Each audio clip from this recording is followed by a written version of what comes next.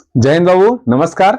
मैं विजय कुमार आपका हार्दिक स्वागत करता हूं अपने आज के आपका अपना channel educational platform Takshashila global studies में आपका हार्दिक स्वागत है। ठीक है, कैसे हैं आप सभी?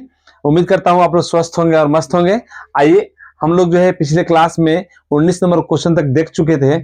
आज हम नेक्स्ट उसके आगे 20 नंबर क्वेश्चन लेकर के आए हुए हैं। 20 नंबर क्वेश्चन में हम देखते हैं बाबू, 20वां क्वेश्चन में कि स्वस्थ मनुष्य के शरीर का प्रतिरोध कितना होता है। स्वस्थ मनुष्य के शरीर का यानी मानव शरीर का प्रतिरोध कितना होता था? मानव शरीर का प्रतिरोध जो है ना, लगभग माना जाता है कि 30,000 के ऊपर होता है। 35,000, 40,000, 50,000 जितना दिया रहे, ठीक है, उसमें जो हाईएस्ट हो 30,000 के ऊपर, 50,000 प्लस माइनस में, तो उस 50,000 को हम चुनते हैं। आइए यहाँ देखते हैं 10 ओम, 1,000 ओम, 10,000 ओम, 50,000 ओम। तो इसमें सही आंसर कौन सा होगा आपका? 50,000 ओम। यानी पहला ये जो 20 नंबर सवाल है, इस 20 नंबर सवाल का सही ऑप्शन कौन सा होगा? ए। ठीक है, इसके बाद आते हैं हम लोग 21 नंबर सवाल पे। 21 नंबर सवाल कहता है कि विद्युत वाहक बल की बीमा क्या होगी? विद्युत वाहक बल की बीमा क्या होगी? आइए, विद्युत वाहक बल को हम लोग ई से सूचित करते हैं। ठीक है, विद्युत वाहक बल नाम क्या है बाबू? विद्युत वाहक बल।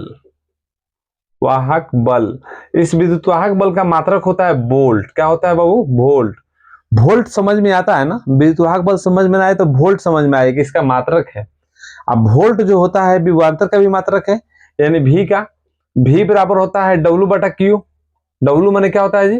कार्य बटा आवेश। कार्य बटा आवेश। देखिए, विद्युत वाहक बल का मात्रक होता है, क्या होता है वो मात्रक? वोल्ट होता है। वोल्ट माने विभवांतर भी बोल सकते हैं। ठीक है, क्योंकि विभवांतर का भी मात्रक क्या होता है बाबू? वोल्ट होता है। अब बताइए, V बराबर W बटा Q होता है। अब आप यहां से कार्य का विमीय सूत्र जानते हो तो लिख सकते हैं ML2T-2। आवेश का बीमा होता है I और T। ठीक है, चाहे I लिखते हैं एम्पियर के लिए, A लिखते हैं। अब इसको हम सजाएंगे हम तो ML2 हो जाएगा, T ऊपर नीचे से ऊपर जाएगा तो -3 हो जाएगा, I ऊपर जाएगा नीचे से तो -1 हो जाएगा।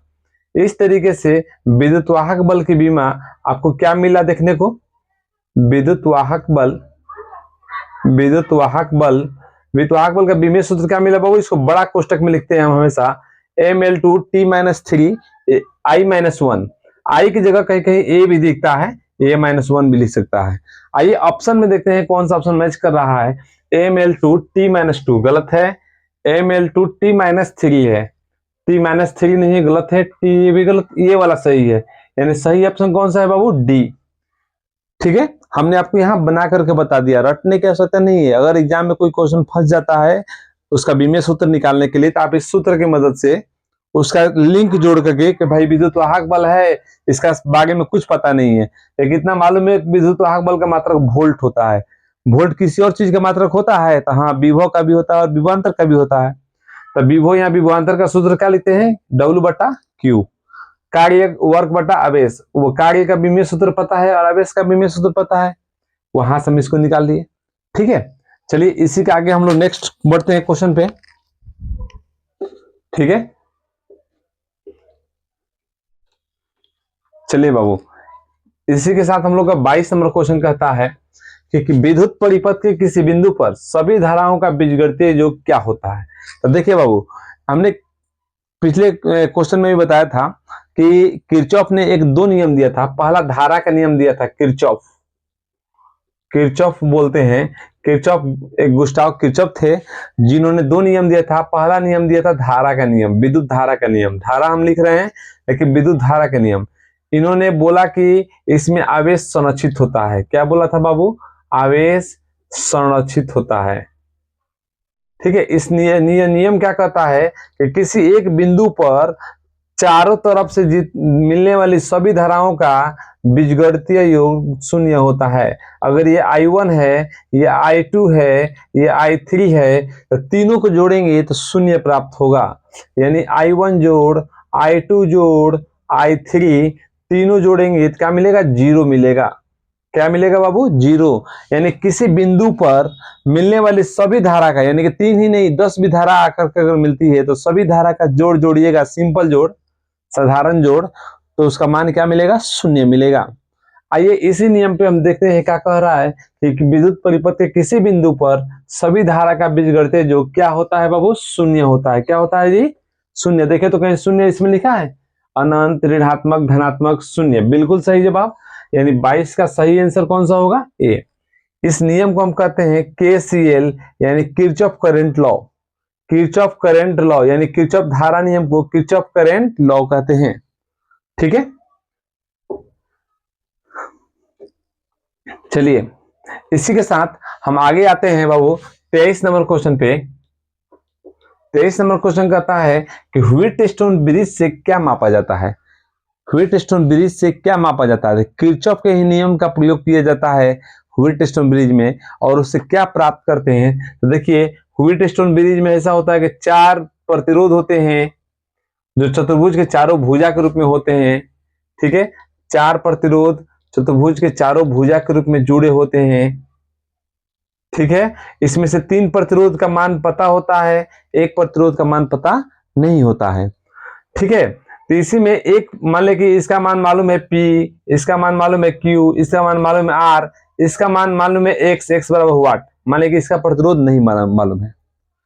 सबसे पहले हम जानेंगे कि व्हीटस्टोन ब्रिज में होता क्या है। तो जब 4 प्रतिरोध चतुर्भुज के चारों भुजा के रूप में जुड़े हो और इसके एक सम्मुख सिरा के बीच एक गैल्वेनोमीटर जुड़ा हो और 2 सम्मुख सिरा के बीच कोई बैटरी आकर के जुड़ा हो, सेल जुड़ा हो, तो ऐसा संयोजन व्हीटस्टोन ब्रिज कहलाता है। देखिए ब्रिज के जैसा है ना, ठीक है, ये ब्रिज कहलाता है। अब कहता है कि इसे क्या प्राप्त किया जाता है, तो इसे अज्ञात प्रतिरोध का मान निकालते हैं। अज्ञात प्रतिरोध में वो प्रतिरोध उच्च मान का भी हो सकता है और निम्न मान का, कम मान वाला भी हो सकता है। ये लिमिट नहीं है कि उच्च मान वाला या निम्न मान, कोई भी मान का हो सकता है। इसे हम अज्ञात प्रतिरोध, ये जो अज्ञात है, अगर 3 को पता है, 3 का मान मालूम है, तो इसका मान निकाल सकते हैं। कैसे, तो ऊपर वाला बटा नीचे वाला, P बटा X, तो इधर भी होगा ऊपर वाला बटा नीचे वाला। आप यहाँ 3 को मान दिया है तो नीचे वाला का मान निकाल सकते हैं। ठीक है, तो चलिए व्हीटस्टोन ब्रिज से किसको मापा जाता है बाबू, उच्च प्रतिरोध को, निम्न प्रतिरोध को, या दोनों को, या कोई नहीं, दोनों को। बिल्कुल सही जवाब, इसका सही आंसर क्या होगा बाबू, C होगा। ठीक है, चलिए इसी के साथ हम आगे बढ़ते हैं। अगला क्वेश्चन कहता है कि शोषित विद्युत ऊर्जा विभवांतर के क्या होती है। ऊर्जा माने कार्य, यानी W बराबर क्या होता है, तो W बराबर हम जानते हैं V, क्या होता है वो, W बराबर VQ। क्या होता है वो, W बराबर VQ। अब यहां से हम देखेंगे, ठीक है, VQ बराबर होता है IT। Q बराबर क्या होता है बाबू, IT।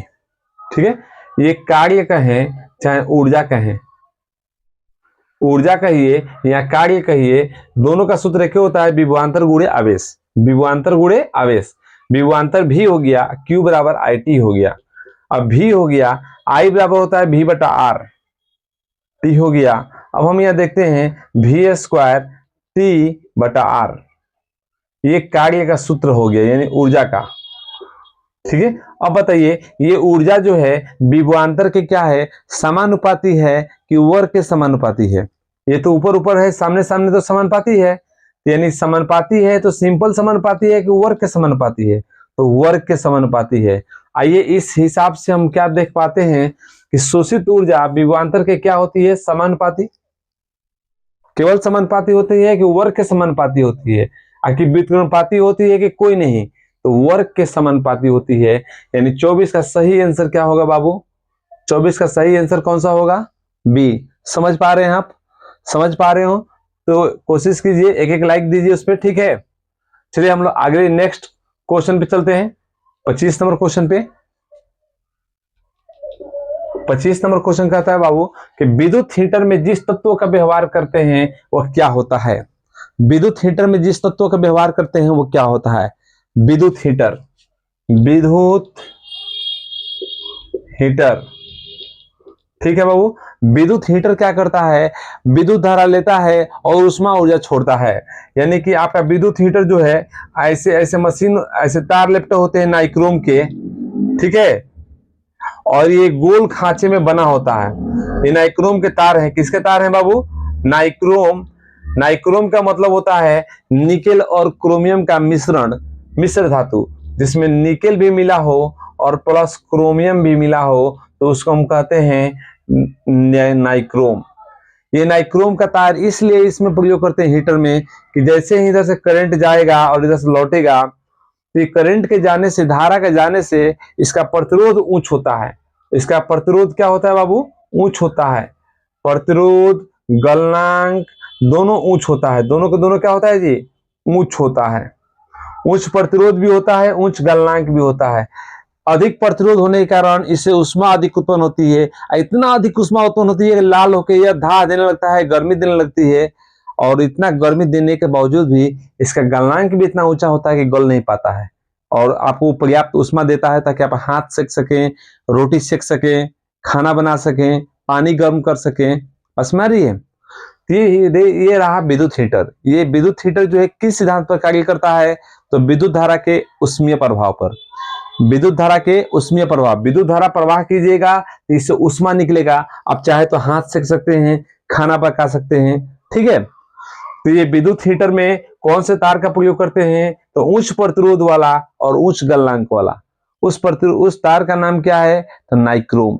नाइक्रोम किस चीज से मिलकर बना होता है? तो निकेल प्लस क्रोमियम। आइए इस सवाल में देखते हैं कि विद्युत हीटर में जिस तत्व का व्यवहार किया जाता है वह कौन सा है? तांबा, प्लेटिनम, टंगस्टन, नाइक्रोम। सही आंसर हुआ 25 का डी।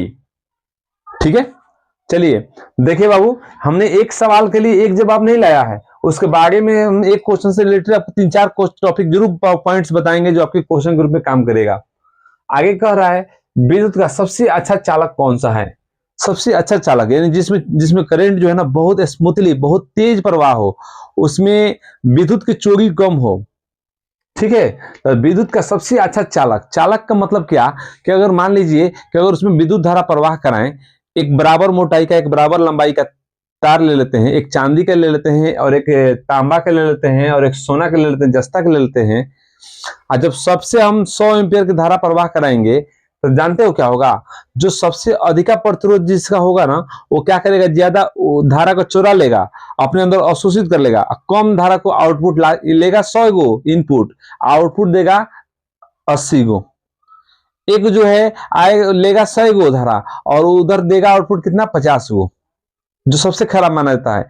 एक ऐसा भी एक तार है चांदी का जो लेता 100 एम्पियर है और देता 99 पॉइंट समथिंग, यानी एकदम बहुत ज्यादा देता है, आउटपुट दे देता है, जितना लेता है उतना दे देता है, चोरी बहुत कम करता है।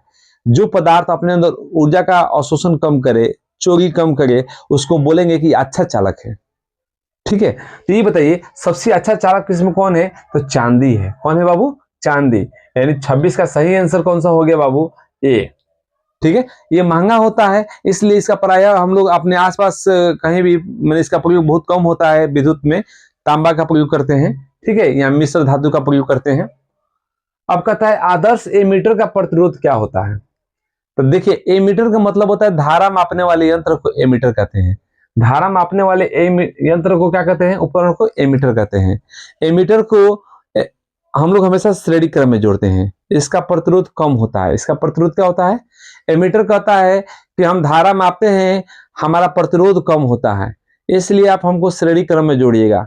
जितना हमारा प्रतिरोध कम होगा ना, उतना अच्छा काम करेंगे हम, उतना अच्छा ईमानदारी से अपना भूमिका काम करेंगे, अच्छा से निभाएंगे। ठीक है, ये एमीटर की भाषा है।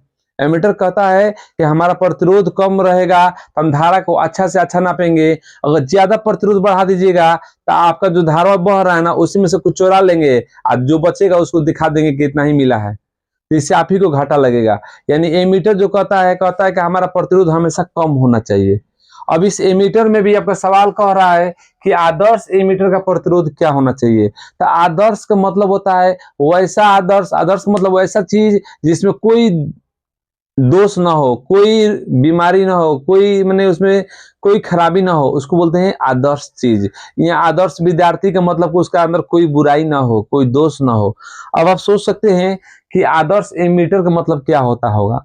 आदर्श एमीटर का मतलब ये वैसा एमीटर जिसका अंदर कोई बुराई ना हो, धारा चुराने का गुण ना हो, बेचारा पूरा ईमानदार हो।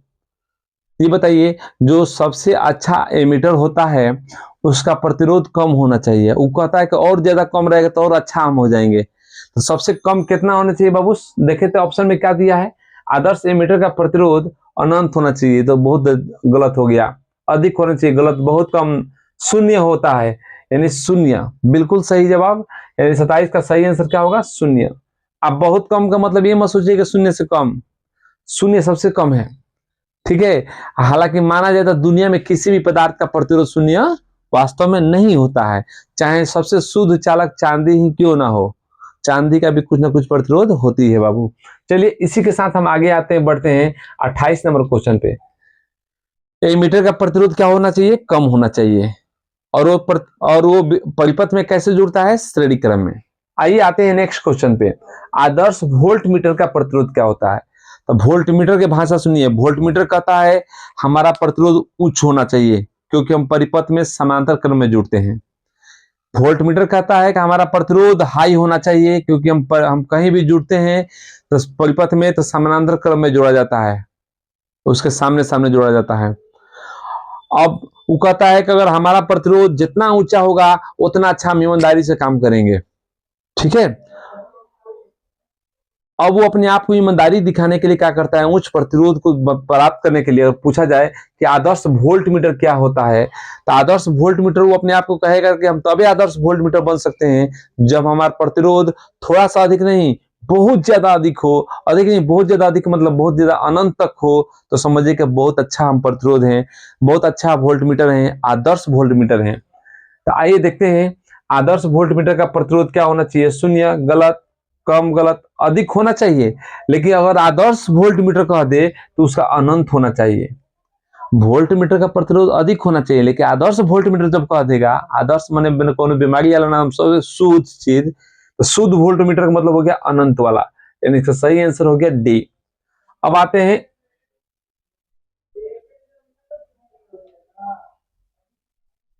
अब आते हैं 29 नंबर क्वेश्चन पे कि एक 0.05 ओम प्रतिरोध वाले एमीटर को 1.5 वोल्ट वाले सेल से जोड़ा जाता है और 2 एम्पियर की धारा बहती है, तो सेल का आंतरिक प्रतिरोध क्या होगा?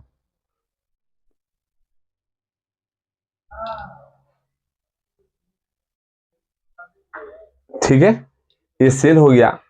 इस सेल में एक मान लीजिए कि एक प्रतिरोध है, बाह्य प्रतिरोध, ठीक है। ये सेल है, ई हो गया प्लस माइनस, और इसका प्रतिरोध, बाह्य प्रतिरोध ये हो गया। इसमें एक स्मॉल प्रतिरोध भी है जिसका हम आर लिख देते हैं, सेल का आंतरिक प्रतिरोध स्मॉल आर। इससे धारा जो प्रवाह हो रही है उस धारा का मान कितना कह रहा है बाबू? 2 ओम, 2 एम्पियर, ठीक है। ई बराबर कह रहा है 1.5 वोल्ट, आर बराबर कह रहा है 0.05, ठीक है। इस स्मॉल आर की बात पूछ रहा है। तो हम जानते हैं कि विद्युत वाहक सेल में क्या होता है? ई बराबर आई इंटू दोनों कुल प्रतिरोध। सिंपल जानिए कि विभवांतर विद्युत वाहक बल बराबर धारा गुणे प्रतिरोध, ठीक है। धारा का वैल्यू आई हो जाएगा और कुल प्रतिरोध का मतलब हो गया बाह्य प्रतिरोध आर है और स्मॉल प्रतिरोध स्मॉल आर है, बराबर विद्युत वाहक बल ई हो गया। अब यहाँ आपको जो जो वैल्यू दिख रहे हैं उसका वैल्यू पुट करेंगे हम। ई का मतलब हो गया 1.5, आई का मतलब हो गया 2 इंटू कैपिटल आर का वैल्यू है 0.05 प्लस आंतरिक प्रतिरोध स्मॉल आर। अब आप देख सकते हैं सिंपल गुणा भाग है, यहां से आप स्मॉल आर का मान निकाल सकते हैं। ये 2 गुणा में है ना, इसको गुणा कर देते हैं हम 1.5, इसको उधर भेजते हैं, 2 से गुणा करेंगे तो क्या हो जाएगा? 0.1 हो जाएगा, 10, ठीक है। 5 से गुणा होगा तो, और प्लस 2r। अब हम इसको इधर भेज देते हैं माइनस में घटने के लिए, 1.5 माइनस 0.1, इधर बचेगा 2r, इतना में से इतना घटेगा 1.4 बचेगा और ये 2 हो जाएगा r। अब यहां से r का वैल्यू निकालेंगे हम, 1.4/2 कटेगा तो 0.7 बचेगा। कितना बचेगा बाबू? 0.7, यानी आंतरिक प्रतिरोध का मान कितना आ गया बाबू? 0.7। आंतरिक प्रतिरोध का मान कितना आ गया? स्मॉल आर का वैल्यू 0.7, 0.7 बिल्कुल सही जवाब, डी आंसर है 29 का। सही आंसर कौन सा होगा? आर बराबर स्मॉल आर बराबर 0.7 ओम, ठीक है बाबू। समझ पा रहे हैं कि एक कह रहा है कि एक सेल में विद्युत वाहक बल इतना वोल्ट, इसका आंतरिक प्रतिरोध ज्ञात करना है, जिसमें बाह्य प्रतिरोध इतना जोड़ा गया है, इसका धारा 2 एम्पियर बह रही है। तो हमने इस परिपथ में देखा कि इस बैटरी के चलते ही धारा बह रहा है जी। तो ई विद्युत वाहक बल बराबर धारा गुणे कुल प्रतिरोध, धारा का मान आई हो गया, कुल प्रतिरोध क्या क्या है, तो बाह्य प्रतिरोध प्लस आंतरिक प्रतिरोध जोड़ दिया हमने।